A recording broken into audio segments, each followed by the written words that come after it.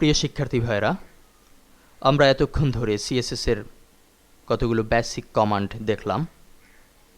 একটি টোটাল প্রজেক্টকে সামনে রেখে হুবহু তার মতো করে css_example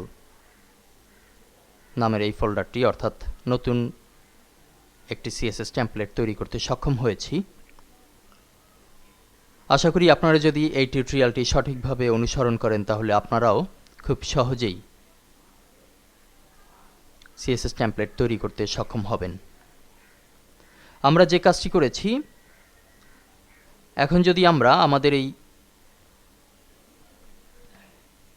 ফোল্ডারটিকে অর্থাৎ এক্সাম্পের আন্ডারে যে ফোল্ডারটিকে নিয়ে লোকাল হোস্টে আমরা এতক্ষণ কাজ করেছি htdocs এর ভেতরে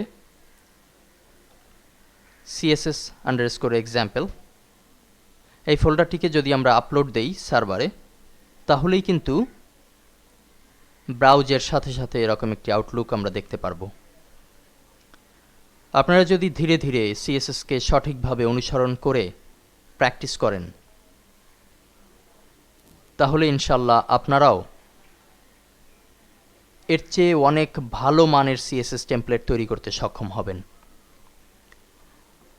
এবং বর্তমানে সবচেয়ে জনপ্রিয় ওয়েবসাইট themeforest.net এই সাইট থেকে আপনারা সিএসএস টেমপ্লেট বিক্রির মাধ্যমে অর্থ উপার্জন করতেও সক্ষম হবেন। তাই সর্বশেষে একটি কথাই বলবো যে বেসিক কমান্ডগুলোকে জোর দিয়ে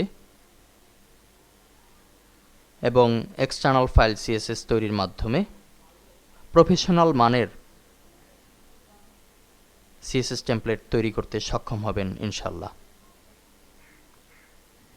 আর যে কোনো সমস্যায় আলহেরা মাল্টিমিডিয়া আপনাদের পাশে থাকবে এই কামনায় শেষ করছি আমি আল আমিন হোসাইন, আলহেরা মাল্টিমিডিয়া।